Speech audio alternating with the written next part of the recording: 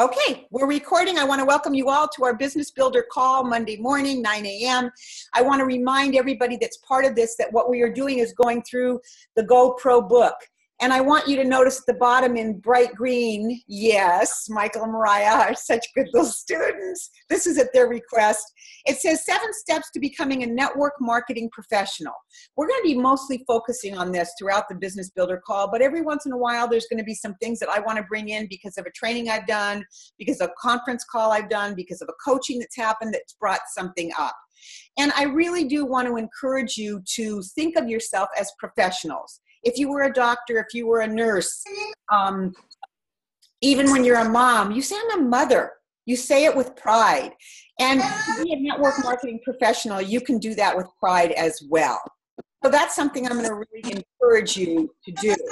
And then, there we go. Then I'm going to, the other thing that I want to talk about today is if somebody says to you, is this a network marketing or is this a pyramid thing? And I asked a little bit earlier, and I said, one of the things I'm encouraging everybody to do all the time, if you're trying to learn about somebody, especially to introduce them to the product or our business, or because you want to be their friend, you just want to be their friend. When they say something, when they ask something, what's the first thing that you can do to further that conversation, but also get a better picture of who they are? Anybody willing to answer that? So, Shalene, can you unmute yourself? And what would you do? Somebody says something, what's the first thing you would do? You just ask questions. Ask questions, no matter what they say. And in this case, it could be simply, tell me more. So once you've gotten, oops, I'm frozen.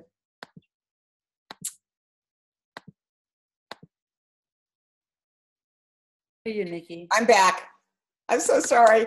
For anybody watching these, about every few minutes, for some reason, my computer decides I'm done and just throws me off the internet, and I get to come back on again.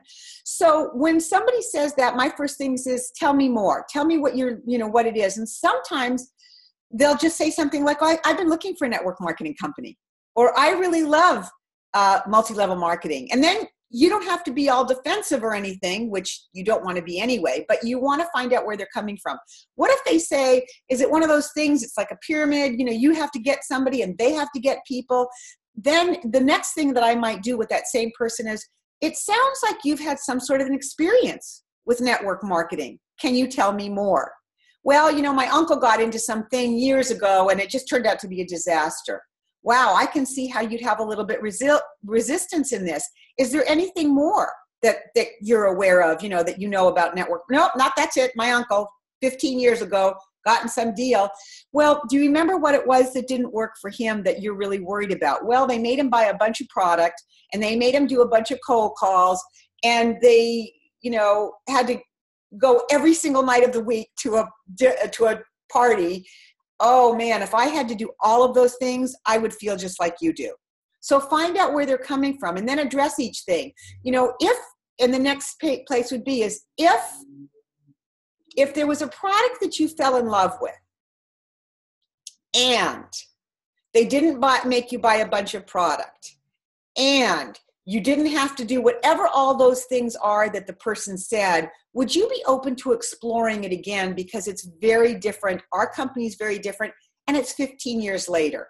So in other words, really finding out what their experience and what their story is, showing how we are different, but of course they have to fall in love with Juice Plus first. So that was something really simple that I wanted to address. Does anybody else have a comment that they would like to make, something that they do maybe to add to this? Yeah, Brandy, and you have to unmute yourself. I ask people if they've ever worked a regular job. Okay. Because if you work in a regular job, you're still working in a pyramid, because there's a boss and there's a boss on top of that boss, and all of these bosses are making money off of you. So wouldn't it be nice if you could just make your own money together rather than off of each other? Yeah, that's great. So that's another solution to the problem once you've addressed their concern. So once you've addressed their concern, you can then do what Brandy said, but you really need to address their concern first, because if you go right into that, it almost sounds like you're being a little bit defensive. But if you've cleared up what the differences are first, and then you say, you know, for me, my experience in working for a regular job is similar to what you're talking about. You know, they get me to come in to work every day. I'm really building their dream. What do you think about that? Turning it back into another question for them. Anybody else? Hey, Nikki, I like the term virtual franchise because it just has a different tone, a little different nuance to me than MLM. And people seem to respond to that a little differently, I think. That's great. So again, Randy, that's a great answer, but you want to address their concerns. So they say, well, this is one of those MLMs, and you still don't answer, no, it's a virtual franchise. You still want to find out what it is that they're looking for, address their concerns, say, gosh, I wouldn't want to do it either. No, this is not your typical network marketing MLM. This is called a virtual franchise. We're quite a bit different. So make sure that you address their concerns before you tell their story. It's always about them. Just remember that. It's always about them. So that was great, Randy. And Randy, can I ask you to tilt your computer just a little bit so that we see a little bit more of your face? That would be great. You have a great Not really, no. I want to see that smile. And Shalene, you had a question. No, I was still just thinking about things that work for us. And one thing that I do, especially when I'm talking to new people and just engaging them, and I try and look at it as like what my kids do, like especially my 4-year-old. He's very authentically inquisitive.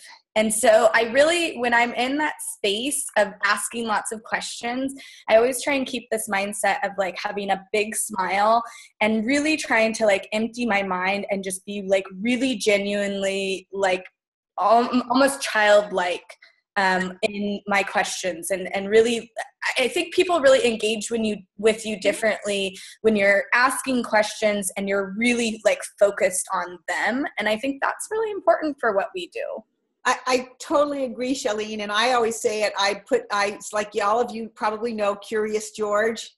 And I say, I put my Curious George hat on. I'm playing Curious George. Everything he did, he was curious about everything. And if you really come from the place of being curious, rather than having an agenda to convince them, that childlike curiosity that Shalene is talking about, beautiful. Can I add one thing too? Yeah. I like the acronym WAIT, WAIT. So I often say it, remind myself in my head. So it's, why am I talking? That's a good one.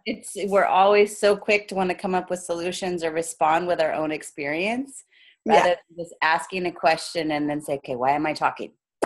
Shut my mouth and listen. That's a great one. And what I used to have when I had a landline, which I don't anymore, there was a big note on my phone because it was bigger, and it was a big sticky note that just said, a big question mark with 60-40 on it.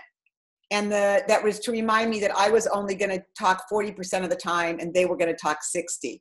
And I keep looking at it, and as I was going like this, I would go, oh gosh, I'm not doing that. Shut up, Nikki. So that was kind of my technique for that. So are we good to move on? Any other comment? Do you guys feel pretty that you've got a good handle on this one? So ask a lot of questions.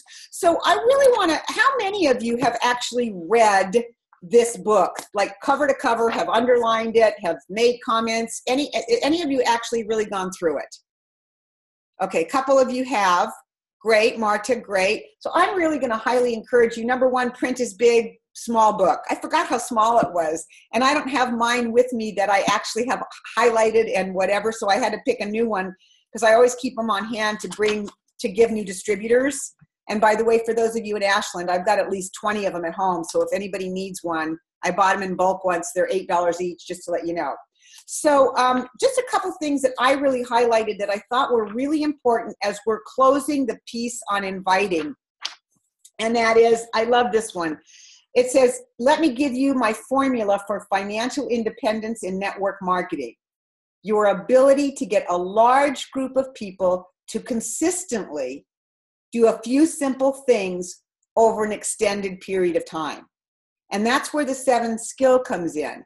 If we can teach those skills and consistently touch our business. How many of you have heard that expression, touch our business every single day, even if it's just for 15 minutes? I know that, we're all going through different kinds of things. I mean, Charlene, you got a big wedding coming up. That's nothing like a big distraction, right? I mean, huge. And Michael and Mariah, you got a baby kicking inside you and 2 little ones and, the excitement of a new person in your life and gearing up for that and being still able to touch your business a little bit every single day. Some of the people, like I noticed, Carrie has put her house on the market 4 days ago or whatever and sold it within 2 hours and doesn't know where doesn't know where she's moving yet. And so she's packing up, doesn't know where she's moving, finding a place to live. She's extremely busy dealing with her life, and yet she's touching her business every single day. And I know we all have a different fortitude. Some of us just can do things easier and break through challenges, and some of us really have a tougher time. And I totally understand and appreciate that. But even on those days, if you can just say, I'm going to make 1 call, I'm going to do 1 text, I'm going to read 5 pages. Touch your business every day, because that's what will keep you connected. So he talks about some rules for inviting. He says, rule number 1, you must emotionally detach yourself from the outcome. Remember, this is the key part. Our initial goal is education and understanding. So if you can come into a conversation knowing what they need and what they want by asking questions, then you really become a teacher as opposed to a salesman. So detaching from the outcome. Anybody have a hard time doing that? I do. I want people to be healthier, so it's hard for me sometimes to detach. But I don't have the roller coaster ride around it. I have a we'll see attitude. Let's see what happens. We had a salad in a jar party yesterday. We had 3 guests. None of them signed up. I'm not devastated. I'm going to be working on them over the next week. It wasn't quite enough information for them. So that's okay. Rule number 2. This is going to be a tough one. Are you guys ready? Listen intently. Super complicated. Rule number 2. Be yourself. That's it. Be yourself. We're talking about be your authentic self, coming from your heart and that childlike place of curiosity. Rule number 3, bring some passion. Enthusiasm is contagious. So for some of you, you're very low key. That's the energy that you have. You're very low key. You don't speak quickly. You're not super animated. You're very, you're just really low key. Your energy's soft. I'm going to offer you to take a look at the way you talk and see if when you're in conversation around Use Plus, you can let that passion really come through. See if you can't ramp up your energy by 10% to match your passion. Because some of us, like I said, it's there, but you're just pretty calm, which is, not everybody wants me dancing around and talking about whatever all the time. But, if you are one of those people, or if you have a distributor like that, see if you can't encourage them to just ramp themselves up another 10%. Smile more hand, more gesture, more excitement in your voice. Showtime. Showtime, Chris just said. Rule number 4, have a strong posture. And that doesn't mean standing up straight necessarily. Anybody can tell me what it means to have a strong posture?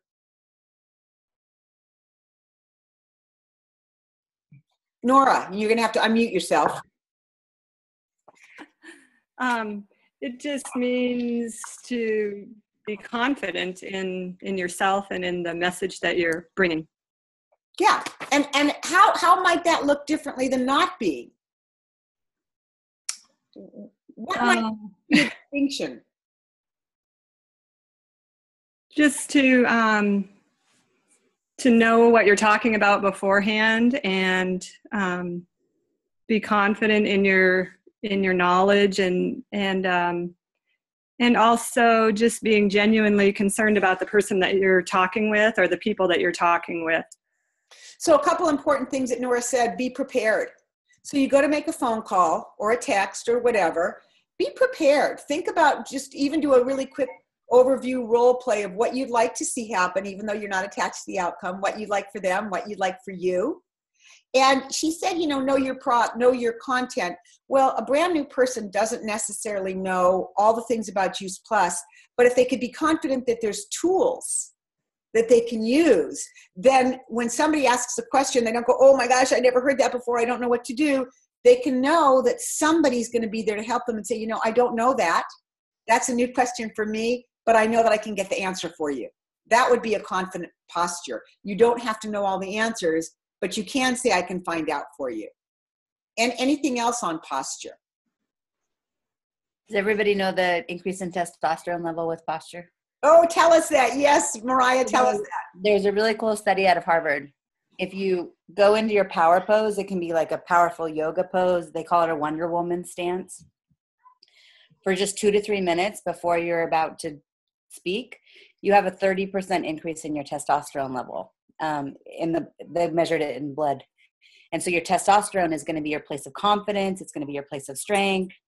And so really kind of going into your power beforehand, something as simple as just going into that stance and holding it for 2 to 3 minutes before you're actually going to be giving the presentation.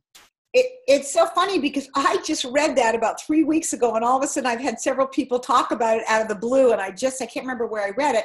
So one is you stand straight with your legs spread apart and your hands, you know, up in the air like in a V, and you just stand there for 2 to 3 minutes.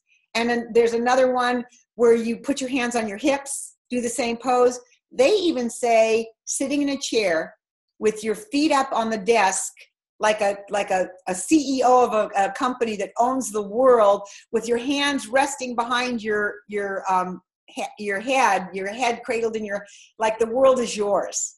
Even that position, they said, was changed. And I want to address that testosterone level. For me, what I think of, there's certain kinds of energy, and you know, there's the female energy and the male energy, and I'm talking about like that divine, great, beautiful energy that we both have to offer. And that energy that Mariah just described, that powerful energy, is that divine male energy, which we as women have equally well, especially when we do that pose. So just want to offer that all up to you as well. Oh, am I?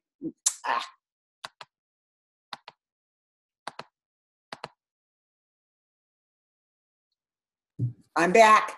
Anyway, I think I just ended with that divine energy, both female and male, and we as women can receive that divine energy just from that pose, from that stance. I love that idea. So those are the quick rules, rules 1 through 4. And just a few more to close up that I wanted to talk about is if you are in fact making a phone call. This does not apply to a text or an email. This is an actual lifting up the phone and contacting somebody, starting off the conversation with something about you not having a ton of time. I thought of you because I don't have a whole lot of time, but I couldn't not call you. It's too important, or you're too important. And the other day that I used the word be in a hurry, and somebody said they liked something better. Was it on this call? I can't remember. They didn't like I'm in a hurry. That one was okay with me, but they had yes, Michael. What I seem to recall was, rather than saying I don't have a lot of time, so you're coming from a place of lack, this particular woman had recommended saying, I have a few minutes for you. Yes, that's great. It is. I knew there's something even better. We can even improve on Eric Worre. So I've got just a few minutes. I only have a few minutes. I thought of you because this is such important information, or because I love you so much. So one, the idea though is that you only have a few minutes. I'm going to stop saying that you don't have much time and that I'm in a hurry. You only have a few minutes. So number 1. Step number 2, compliment the prospect. I'm calling you because you've always been helpful for me, or because you make me smile and I wanted to start my day out that way. Whatever it is that's true. And then step through, make the invitation. And that's the whole thing. I thought of you because you mentioned that you were really tired. My experience has been that I've really got so much more energy if I would you. We've gone over that for the past several weeks, so we don't need to go into that. And then he suggests confirming the time. And he actually does it 3 times. So number 1, do you think you'll have time to do this to watch this little 3-minute video in the next 2 days? And they say yes. Time number 2 is when do you think you'll have it done by? So the first is, can you get it done in the next few days? The second one is, when, can we talk on Thursday? And the third one is, what about Thursday at 5 o'clock? And those are for phone conversations. So they don't work very well through texting. And typically when you're texting somebody, they're the kind of people that I'm hearing more and more, the 20-somethings, they don't want to be put into a time box for when they have to get back to you or when they have to watch this. We really so you need to use some of these ideas accordingly to the generation in which you're talking to. If they're older, we are so used to somebody saying, you need to get it done by this time. Can you get it done by this time? Well, I'll be calling you at this time. So you do need to be careful of that sort of thing. And then guess what the last thing you're going to do is? Get off the phone. And I would look at a timer. If this conversation is taking you more than 10 or 12 minutes, then you weren't being honest at the beginning. I would say 10 minutes. You weren't being honest at the beginning when you said, I only have a few minutes. So if you go on and on and on and it's 20 minutes later, the next time you call that person and say, I only have a few minutes, they're going to be very weary. So you really want to honor your time and their time. And so that's really that one. And in the book, it goes through all the different things. I have a million things going on, but I'm so glad I caught you. I got a few minutes. It's a great one. Everybody has a million things going on. He gives you a ton of sentences that you can use for the in a hurry idea. And it's true also for the compliment. He gives you a ton of things. I've always respected you. I've always appreciated you. You always have this amazing mind. You're so creative. He comes up with a bunch. So take a look at those and see if any of those stimulate you when you're calling your friend, because it has to be true. You can't say to somebody, you always make me laugh, when they have a horrible sense of humor. That doesn't go over very well. So hopefully you would do that to me. You would say, you always make me laugh. So, and then there's two more pieces to that. There's the direct approach, which is, when you told me you were really tired, were you really looking for something new? That's, I thought of you because. That's the direct approach, when you know them, you know what's going on in your life, and you can actually re-say it to them. And by the way, when I've reset it, I ask the question, so is that still true for you? And are you finding any things to do? Are you still looking for something? I'm going to put it back on them for a few seconds. I'm not going to just state what they told me and then go on. I want them to say it back to me so they can hear themselves saying their truth. And now when I come up to a solution, it's not a solution for a problem I've said they had. It's a solution for a problem they say they have. So you can remind them about it, but let them talk about it. And then even for cold market, they do have a direct approach for cold market, and it could look like, have you ever thought of diversifying your income? It's a direct question. It's totally direct. Have you ever looked at things that would make you healthier? Have you ever done anything, concerning your health? That sort of thing. So there is a direct approach even to cold market. The indirect approach is for warm market, people I've just started something new and I need to practice. You guys have heard me say that a lot. I'd love to practice on you. You can only do that if you're new. Michael and Mariah, I cannot do that. I'm just practicing. You can't do that. Molly, you could still do that. You're pretty new. Yeah. So, Randy, you get to do that. Maggie, you get to do that. So if you're really new at this, you get to do that. But, the other one is, a friend told me the best thing I could do when I'm starting something new is to talk to some people I trust, and I trust you. Would you look at this and tell me if it makes sense to you? So that's something that you can do that way. And then the super indirect approach is, I've got something, and for warm market, I'm doing something right now that I am sure is not something you're going to be interested in. And I have a feeling you may be able to help me out. And you tell them a little bit about what you're looking for. I'm looking for people that want to get healthy. I'm looking for people, and you don't use all these. Pick one. I'm looking for mothers that are looking to stay at home with their children and make an extra $500 a month. So if I was talking to, say, a corporate woman in a woman's field, that might be what I use. if I was talking to a man that was super businesslike, or a woman that was super focused on business, I might say, I am looking for people that are not happy where they are in their businesses and are looking for something else and would like to make anywhere from $500 to $1,000 extra a month. So you're going to tailor that, but you can still do that indirect approach, starting with, I don't think this is for you, and I think you might be able to help me out, for those people that you know. So I'm going to stop here because it's 9:30. I just want you to know all of this is in chapter 2. If you haven't read it, I'm going to suggest that you go back and take a good look at it. If you have it on audio, listen to chapter 2 today. And next week, next Monday, we are going to be starting chapter 3. So I'm going to offer all of you the possibility of looking at chapter 3, which is called Presenting Your Product or Opportunity to Your Prospects. And we're going to talk about that. And we're going to talk about what it looks like when presenting, whether it's in someone's home, how to have etiquette in the home while you're presenting, while other people are presenting, and how to do it really simply yourself.